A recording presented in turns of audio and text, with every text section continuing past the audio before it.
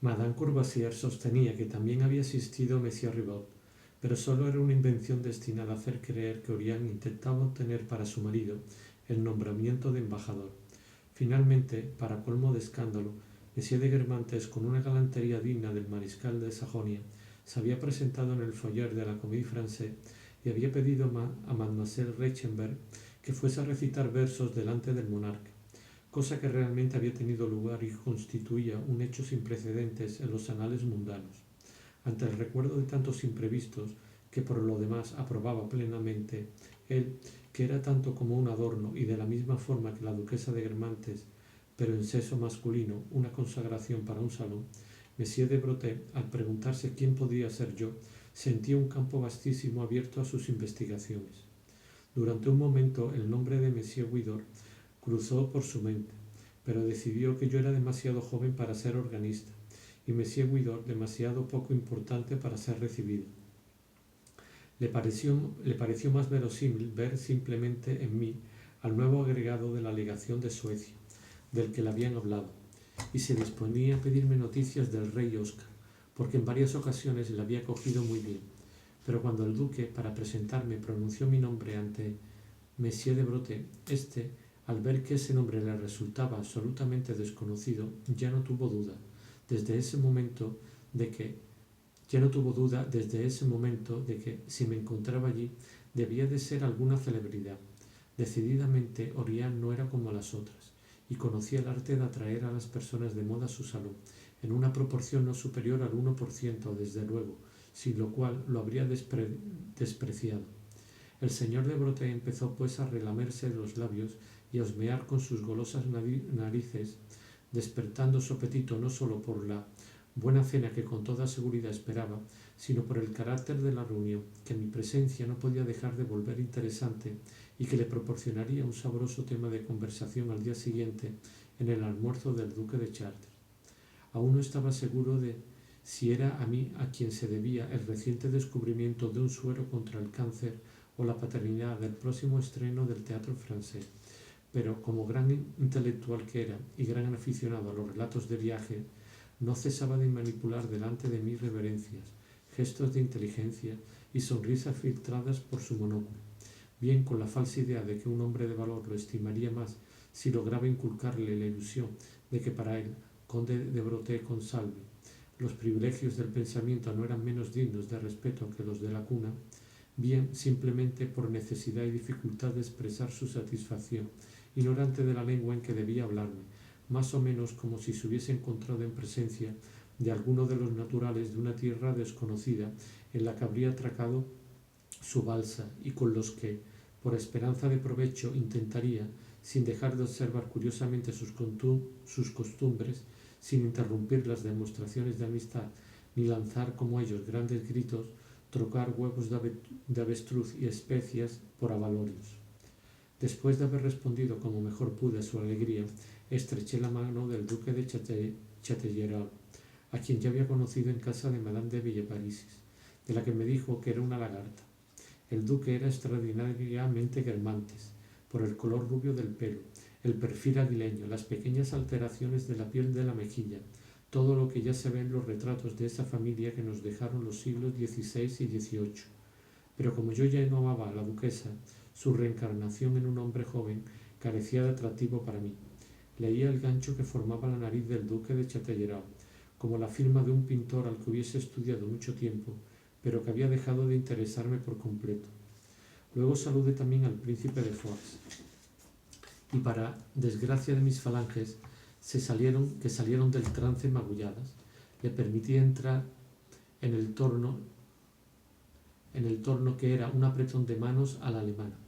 acompañado de una sonrisa irónica o bonachona del príncipe de Pfaffenheim, el amigo de Monsieur de Norpois, y al que, por la manía de apodos propia de ese medio, llamaban tan universalmente Príncipe Bon, que hasta él mismo se firmaba Príncipe Bon cuando escribía a los íntimos Bon. Esta abreviatura aún podía comprenderse en rigor por la largura de un nombre compuesto. Menos comprensibles eran las razones que determinaban la sustitución de Elizabeth, unas veces por Lily, otras por Bebet. lo mismo que en otro ambiente pululaban los kikin. Puede explicarse que algunos nombres, por lo demás bastante ociosos y frívolos en general, hayan adoptado Kie para no perder su tiempo diciendo Montesquieu, pero resulta más difícil ver que se ganaba llamando Dinant a uno de sus primos en lugar de Ferdinand. No es preciso creer, por otra parte, que a la hora de poner nombres los guermantes procediesen invariablemente mediante la repetición de una sílaba. Por ejemplo, dos hermanas, la condesa de Montpeyroux y la vizcondesa de Belleux, ambas de una corpulencia enorme, siempre se oían llamar sin ofenderse ni poco ni mucho y sin que nadie pensase en sonreír de lo antigua que era la costumbre, Peque y Monina. Madame de Guermantes, que adoraba a Madame de Montpeyroux, si ésta se hubiese hallado gravemente enferma, habría preguntado con lágrimas a su hermana: me han dicho que Peque está muy mal. A Madame de Leclin, que llevaba el pelo en bandos, que le cubría completamente las orejas, siempre la llamaban tripa hambrienta. A veces se contentaban con añadir una A al apellido o al nombre del marido para designar a la mujer. Como el hombre más avaro, más sórdido, más inhumano del Faubourg tenía por nombre Rafael, su encantadora esposa, su flor, que también salía de la roca, siempre firmaba Rafaela. Mas estas solo son simples muestras de innumerables reglas, algunas de las cuales siempre podremos, si la ocasión se presenta, explicar.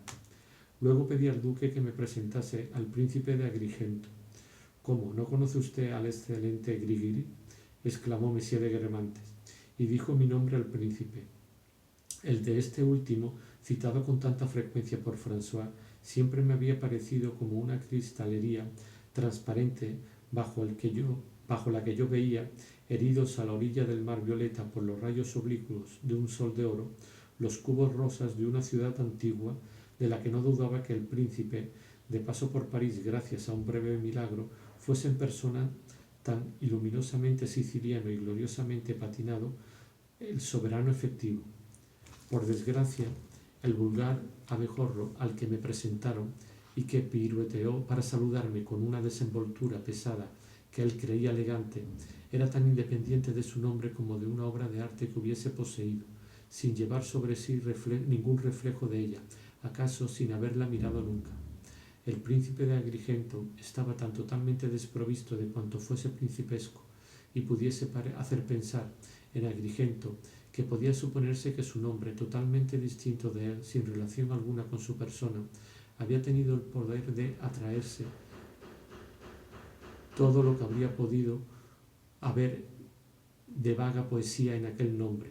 como en cualquier otro, encerrándolo tras esa operación en las sílabas encantadas. Si esa operación se había producido, debía de haber resultado bien en todo caso, porque ya no quedaba ni un átomo del encanto de sacar de aquel pariente de los Guermantes, de modo que resultaba ser a un tiempo el único hombre en el mundo que fuese príncipe de Agrigento y quizás el hombre del mundo que menos lo era. Estaba por lo demás muy satisfecho de serlo, pero como un banquero está satisfecho de tener muchas acciones de una mina, sin preocuparse de si esa mina responde al bonito nombre de mina Ivanhoe o de mina Primeros, o si se llama simplemente mina número 1. Entretanto, mientras acababan las presentaciones tan largas de contar, pero que, iniciadas en el momento de mi entrada en el salón, apenas habían durado unos minutos, y mientras Madame de Guermantes, en tono casi de súplica, me decía: estoy segura de que Bazin le cansa llevándole así de uno a otro. Queremos que conozca usted a nuestros amigos, pero sobre todo no queremos cansarle y así vuelva a menudo. El duque, con un movimiento bastante torpe y timorato, había deseado hacerlo desde hacía una hora, dedicada por mí a la contemplación de los Elstir, la señal de que podían servir la cena. Es preciso añadir que faltaba uno de los invitados, Monsieur de Grouchy, cuya mujer, Guermantes de nacimiento, había venido sola por su lado, dado que el marido debía llegar directamente de una partida de caza en la que había pasado el día. Este Mesía de Grouchy, descendiente de aquel del primer imperio, de quien se dijo falsamente que su ausencia en el inicio de Waterloo había sido la principal causa de la derrota de Napoleón, pertenecía a una familia excelente, de insuficiente nobleza, sin embargo, a ojos de ciertos fanáticos de la aristocracia. El príncipe de Guermantes, por ejemplo, que muchos años más tarde debía ser menos exigente consigo mismo, solía decir a sus sobrinas: «Qué desgracia para esa pobre Madame de Guermantes, la vizcondesa de Guermantes, madre de Madame de Grouchy, no haber podido casar nunca a sus hijas». «Pero tío, la mayor se ha casado con Monsieur de Grouchy. Yo no llamo a eso un matrimonio, yo no llamo a eso un marido. En fin, dicen que el tío François ha pedido la mano de la pequeña, así que no se quedarán todas solteras». Nada más darse la orden de servir la mesa, gracias a un amplio resorte giratorio, múltiple y simultáneo, se abrieron de par en par las puertas del comedor. Un mayordomo que parecía un maestro de ceremonias se inclinó ante la princesa de Parma y anunció la nueva: «Madame está servida»,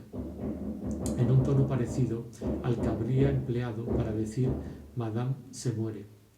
pero que no arrojó la menor sombra de tristeza sobre la reunión, ya que las parejas avanzaban una tras otras con aire jovial y como de verano de Robinson hacia el comedor, separándose nada más llegar a su sitio, donde unos criados a su espalda les acercaban sus sillas. La señora de Guermantes, que se había quedado la última, avanzó hacia mí para que la acompañase a la mesa, y sin que yo sintiese ni sombra de la timidez que habría podido temer, porque como cazadora a la que una gran agilidad muscular facilita la gracia, viendo sin duda que yo me había puesto en el lado equivocado, dio un giro tan preciso alrededor de mí que encontré su brazo en el mío y quedé encuadrado con toda naturalidad en un ritmo de movimientos medidos y nobles. Los obedecí con tanta mayor desenvoltura cuanto que los Guermantes no daban a eso más importancia que al saber de un verdadero sabio, en cuya casa nos sentimos menos intimidados que la de un ignorante. Otras puertas se abrieron y por ellas entró la sopa humeante, como si la cena tuviese lugar en un teatro de Pupazzi, hábilmente manipulado, en el que la llegada tardía de un joven invitado pone, a una señal del dueño de la casa, todos los engranajes en movimiento. Tímida y no majestuosamente soberana había sido la señal del duque, a la que había respondido el resorte de aquella vasta, ingeniosa, obediente y fastuosa relojería mecánica y humana. No me pareció que la indecisión del gesto perjudicase el efecto del espectáculo del que dependía, porque me daba cuenta de que lo que lo había vuelto vacilante y embarazoso era el temor a dejarme ver que sólo me esperaban a mí para pasar a la mesa, y que me habían esperado mucho tiempo, del mismo modo que Madame de Guermantes tenía miedo de que, después de haber mirado tantos cuadros, me cansase y no me encontrase a gusto si me presentaban de un tirón tanta gente. Así como de la ausencia de grandeza en el gesto era de donde nacía la verdadera grandeza, de aquella indiferencia del duque hacia su propio lujo nacían, en cambio, sus atenciones con un huésped en sí mismo insignificante, pero al que quería honrar. No es que Monsieur de Guermantes no fuese, en ciertos aspectos, muy ordinario, y no tuviese incluso ridiculeces de hombre demasiado rico, el orgullo del advenedizo que no era. Pero así como un funcionario o un sacerdote ve multiplicado su mediocre talento hasta el infinito, como una ola por todo el mar que se agolpa tras ella, por las fuerzas en que se apoyan la administración francesa y la Iglesia católica, así el señor de Guermantes era llevado por esta otra fuerza, la cortesía aristocrática más verdadera, cortesía que excluye a mucha gente. Madame de Guermantes no hubiese recibido a Madame de Cambremer o a Monsieur de Forcherville, pero desde el momento en que alguien, como era mi caso, parecía susceptible de ser agregado al medio Guermantes, esa cortesía descubría tesoros de sencillez hospitalaria, más magnífico aún si caben en aquellos viejos salones que aquellos maravillosos muebles que habían permanecido allí. Cuando, por ejemplo, se quería agradar a alguien, Monsieur de Guermantes poseía un arte especial para convertirlo ese día en el personaje principal, un arte que sabía aprovechar la circunstancia y el lugar. En Guermantes Sus distinciones y sus gracias habrían asumido otra forma, desde luego. Habría mandado enganchar los caballos para llevarme a dar los dos solos un paseo antes de la cena. Tal como eran, sus modales impresionaban lo mismo que impresionaban, si se leen las memorias de la época, los de Luis XIV cuando responde con expresión risueña y bondadosa e iniciando una reverencia a uno que va a solicitarle algo. Así y todo, en ambos casos, ha de tenerse en cuenta que la cortesía no iba más allá de lo que significa esta palabra. Luis XIV, a quien los fanáticos de nobleza de su tiempo reprochan, sin embargo, su escasa preocupación por la etiqueta, tanto, dice San Simón, que no fue sino un rey muy pequeño respecto a rangos comparado con Felipe de Valois, Carlos V, etc. Manda redactar las instrucciones más minuciosas para que los príncipes de sangre y los embajadores sepan a qué soberanos deben dejar la mano. En ciertos casos, ante la imposibilidad de llegar a un acuerdo, se prefiere convenir que el hijo de Luis XIV, Monseñor, no reciba a tal o cual soberano extranjero sino en el exterior, al aire libre, para que no pueda decirse que al entrar en el castillo uno de los dos ha precedido al otro. Y el elector palatino, al recibir a cenar al duque Chevreuse,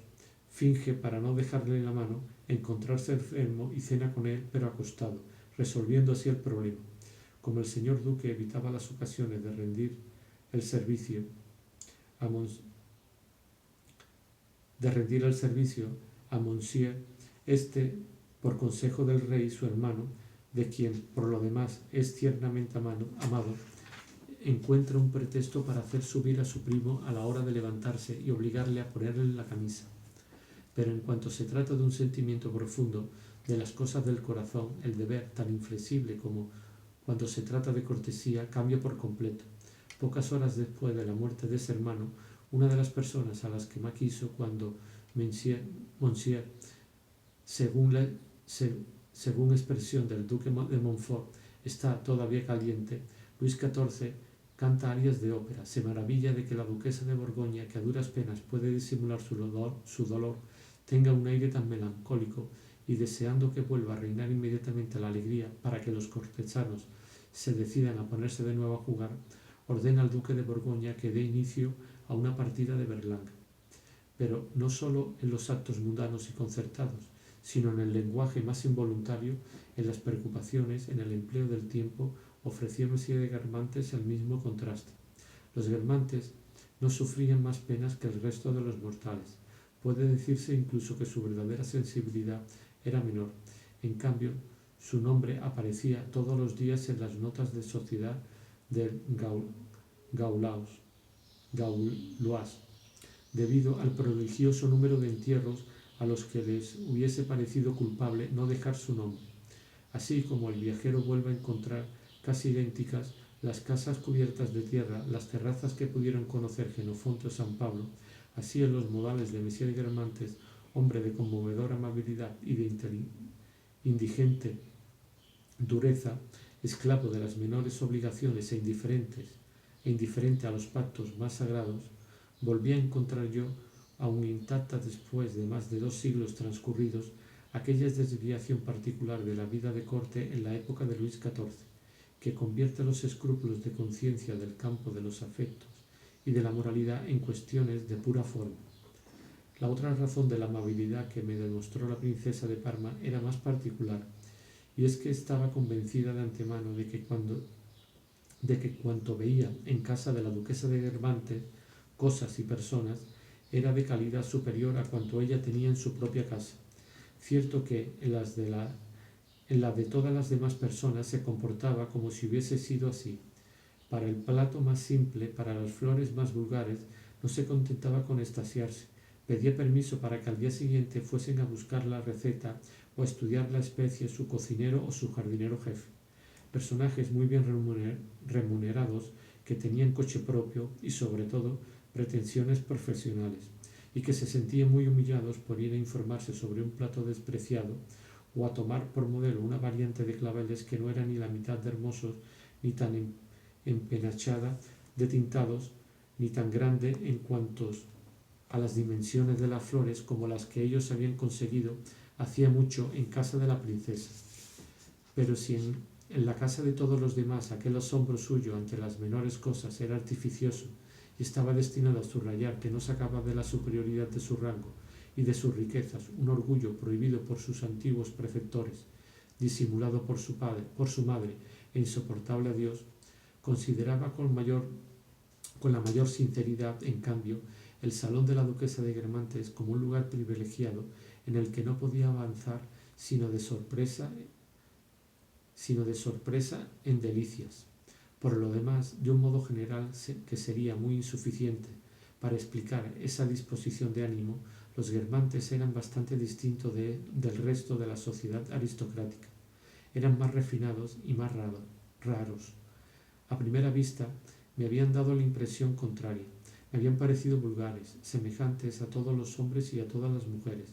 pero solo porque previamente había visto en ellos, como en Balbe, en Florencia, en Parma, unos nombres. Desde luego, en aquel salón todas las mujeres que me había imaginado como estatuillas de Sajonia se parecían más, sin embargo, a la gran mayoría de las mujeres. Pero igual que en Balbe, en Florencia, los Guermantes, después de haber decepcionado la imaginación porque se parecían más a sus semejantes que a su nombre, podían luego ofrecer a la inteligencia, aunque en menor grado, ciertas características que los distinguían. Su físico mismo, el colorido de su dentadura, de un rosa especial, el colorido de su encarnadura, de un rosa especial que a veces se acercaba al violeta, cierta rubicundez casi luminosa, incluso en los hombres, de sus delicados cabellos, agrupados en mechones dorados y suaves por mitad líquenes parietarios y pelaje felino, fulgor luminoso al que correspondía cierta brillantez de la inteligencia, porque si se hablaba del colorido y del pelo de los Guermantes, también se hablaba del ingenio de los Guermantes como del ingenio de los Mortemart, cierta calidad social más refinada de antes de Luis XIV, y tanto más reconocido por todos cuanto que eran ellos quienes lo promulgaban. Todo esto hacía que en la materia misma, por preciosa que fuese, de la sociedad aristocrática en la que estaban insertos acá y allá, los Guermantes continuaran siendo reconocibles, fáciles de distinguir y de seguir, como los filones cuyo color dorado vetean el jaspe y el ónice, o, mejor todavía, como la ágil ondulación de esa cabellera de luz cuyas despeinadas crines corren como flexibles rayos por los flancos del ágata musgosa. Los Guermantes,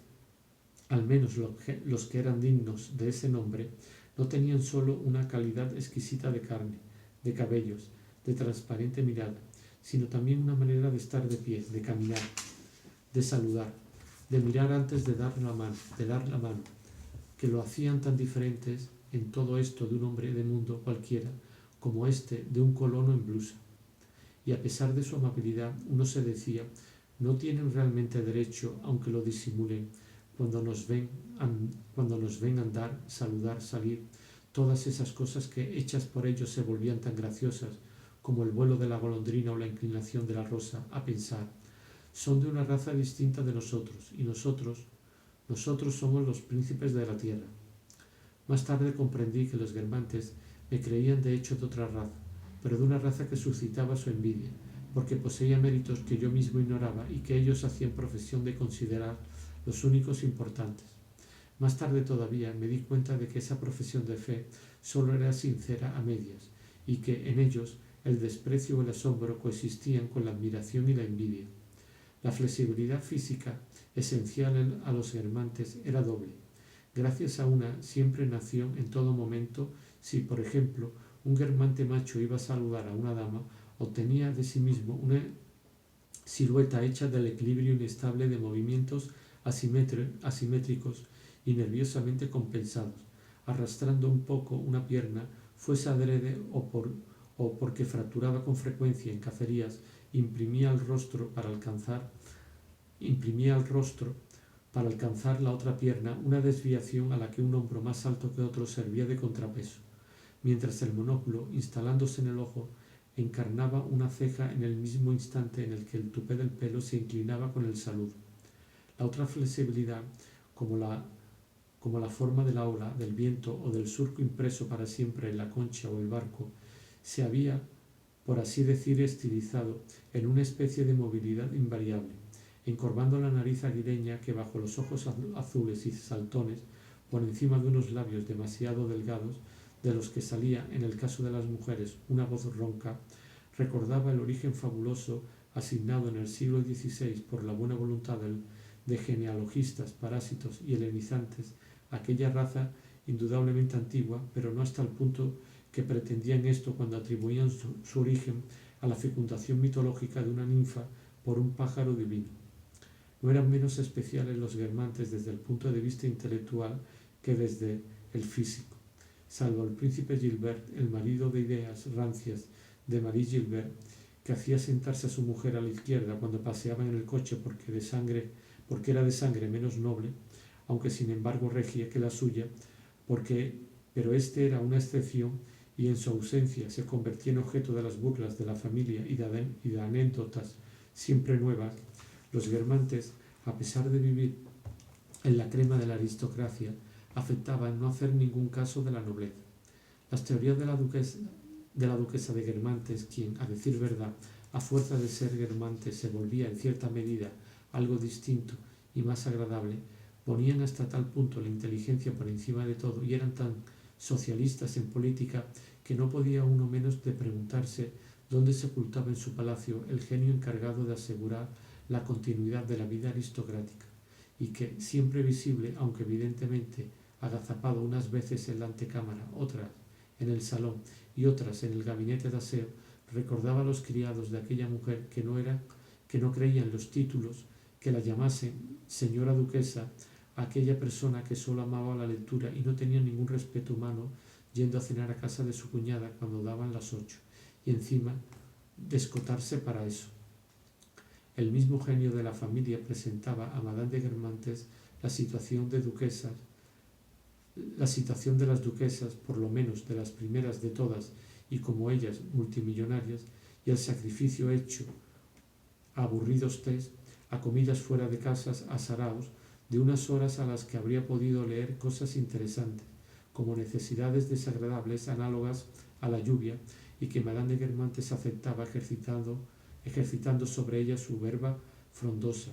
pero sin llegar a preguntarse por qué las aceptaba. El curioso efecto del azar, del que el mayordomo de Madame de Guermantes dijese siempre señora duquesa, aquella mujer que sólo creía en la inteligencia, no parecía con todo chocarle. Nunca había pensado en rogarle que la llamase simplemente señora. Llevando la buena voluntad hasta sus límites extremos, hubiera podido creerse que, distraída, sólo oía señora, y que no percibiese el apéndice verbal que se le añadía, solo que, si se hacía la sorda, no era muda, y cada vez que tenía que dar algún recado a su marido, decía el mayordomo: debe recordar al señor duque. El ingenio de la familia tenía además otras ocupaciones, por ejemplo, hacer hablar a la moral. Había desde luego unos guermantes más particularmente inteligentes y unos guermantes más particularmente morales, y no solían ser los mismos. Pero a los primeros, hasta un guermantes que había hecho falsificaciones y hacía trampas en el juego, y era el más delicioso de todos, abierto a todas las ideas nuevas y justas, debatían sobre moral mejor todavía que los segundos, y de la misma manera que Madame de Villeparisis en los momentos en que el genio familiar se expresaba por boca de la vieja dama. En momentos idénticos se veía a los guermantes adoptar de golpe un tono casi tan anticuado, tan bonachón, y gracias a su encanto más enternecedor que el de la marquesa, para decir de una criada: se nota que tiene buen fondo, es una chica nada vulgar, debe ser hija de gente bien, seguramente nunca se ha ido del camino recto. En esos momentos el genio de la familia se volvía entonación, pero a veces también era giro de la frase, expresión del rostro, los mismos en la duquesa que en su abuelo, el mariscal, una especie de imperceptible convulsión, similar a la de la serpiente, genio cartaginés de la familia Barca, y por lo que más de una vez me había dado un vuelco el corazón en mis paseos matinales, cuando, antes de haber reconocido a Madame de Guermantes, me sentía mirado por ella desde el fondo de una pequeña crèmerie. Ese genio había intervenido en una circunstancia que había estado lejos de ser indiferente no solo a los Guermantes, sino también a los Courvoisier, parte adversa de la familia, y pese a ser de tan buena sangre como los Guermantes, todo lo opuesto a ellos. Por su abuela Courvoisier, incluso, explicaban los Guermantes la fijación del príncipe de Guermantes de estar hablando siempre de cuna y de nobleza, como si fuese la única cosa que importaba. Los Courvoisier no solo no asignaban a la inteligencia el mismo rango que los Guermantes, sino que no poseían de ella la misma idea. Para un Guermantes, aunque fuese estúpido, ser inteligente era tener una lengua viperina, ser capaz de decir maldades, llevarse el gato al agua, y era también poder hacer frente en pintura, en música, en arquitectura, hablar inglés. La idea de que los Courvoisier se hacían de la inteligencia era menos positiva y, a poco que no fuera uno de su mundo, ser inteligente no estaba lejos de significar haber asesinado probablemente a su padre y a su madre. Para ellos, la inteligencia era una especie de palanqueta, con las que unas gentes a las que no se conocía ni padre ni madre forzaban las puertas de los salones más respetados, y en casa de los Courvoisier se sabía que siempre termina por costarnos caro haber recibido semejante calaña. A las afirmaciones más insignificantes de personas inteligentes que no pertenecían a la buena sociedad, los Courvoisier oponían una desconfianza sistemática. Cuando en cierta ocasión alguien dijo: «Pero Swann es más joven que Palamede, por lo menos eso le dice a usted. Y si se lo dice, puede estar seguro de que algún interés tiene», había replicado Madame de Gallardon. Es más, oyendo decir, a propósito de dos extranjeras muy elegantes que los Guermantes recibían, que se había hecho pasar primero a tal de ellas por ser la mayor. «¿Pero es siquiera la mayor?», había preguntado Madame de Gallardon, como si positivamente esa clase de personas no tuviese edad, sino como si verosímilmente, privadas de estado civil y religioso, de tradiciones seguras, fuesen todas más o menos jóvenes como las gatitas de una misma cesta en las que sólo un veterinario podría orientarse. Por lo demás, en cierto sentido, los Courvoisier mantenían, mejor que los Guermantes, la integridad de la nobleza, gracias al mismo tiempo a la estrechez de su inteligencia y a la ruindad de su corazón. Así como los Guermantes, para quienes, por debajo de las familias reales y de algunas otras como los Lin, los La Trémoïlle, etc., todo lo demás se confundía en una vaga morralla, eran insolentes con gentes de antiguo linaje que vivían alrededor de los Guermantes, precisamente porque no prestaban atención a esos méritos de segundo orden que tan enormemente preocupaban a los Courvoisier. La ausencia de esos méritos les importaba poco. Ciertas mujeres que, en su provincia, no tenían un rango demasiado elevado, pero estaban brillantemente casadas, eran ricas, bonitas y estimadas por las duquesas para París, donde se está poco al corriente de padres y madres, eran un excelente y elegante artículo de importación. Podía ocurrir, aunque de tarde en tarde, que mujeres de ese tipo fuesen recibidas por el conducto de la princesa de Parma o en virtud de sus propios encantos en casa de ciertas Guermantes. Pero la indignación de los Courvoisier respecto a ellas nunca deponía las armas. Encontrar entre 5 y 6 en casa de sus primas a personas con cuyos padres no les gustaban a sus padres mantener relaciones en el Perche se convertía para ellos en un motivo de rabia creciente y en un tema de inagotables desahogos verbales. Desde el momento, por ejemplo, en que la encantadora condesa G encontraba en casa de los Guermantes la cara de Madame de Villebon, asumía ni más ni menos la expresión que hubiera debido asumir de haber tenido que recitar el verso «Y si no queda más que uno, yo seré ese», verso que por lo demás le era desconocido. Esta Courvoisier había engullido casi todos los lunes un éclair relleno de crema, a unos pasos de la condesa G, pero sin resultado, y Madame de Villebon confesaba en secreto que no lograba imaginar cómo su prima Guermantes recibía una mujer que en Chatendon no pertenecía siquiera a la buena sociedad de segundo orden. Realmente no vale la pena que mi prima sea tan exigente con sus amistades. Eso es burlarse de la gente, concluía Madame de Villebon con una expresión distinta en el rostro, la expresión risueña y burlona en medio de la desesperación a la que un pequeño juego de adivinanzas podía haber aplicado este otro verso que naturalmente la condesa tampoco conocía. Gracias, oh dioses, mi desgracia supera mi esperanza. Por lo demás, adelantándonos a los acontecimientos, diciendo que la perseverance rima de esperanza en el verso siguiente de Madame de Villebon, para convertir en snob a Madame G, no fue del todo inútil. A los ojos de Madame G dotó a Madame de Villebon de tal prestigio, por otra parte puramente imaginativo, que cuando la hija de Madame G, que era la más bonita y la más rica de los bailes de la época, estuvo para casarse, sorprendió verla rechazar a todos los duques. Y es que su madre, acordándose de las vejaciones semanales que había soportado en la calle Grenelle, en recuerdo de Chandon, realmente solo deseaba para su hija un marido, uno de los Villebon. El único punto en el que Guermantes y Corbusier coincidían era en el arte, infinitamente variado por lo demás, de marcar las distancias. Los modales de los Guermantes no eran uniformes en todos ellos,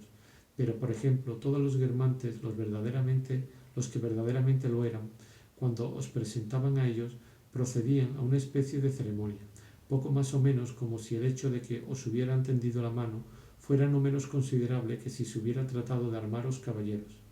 En el momento en que un Guermantes que, a pesar de tener solo 20 años, ya caminaba sobre las huellas de sus mayores, oía vuestro nombre pronunciado por el presentador, dejaba caer sobre vosotros, como si no estuviese totalmente decidido a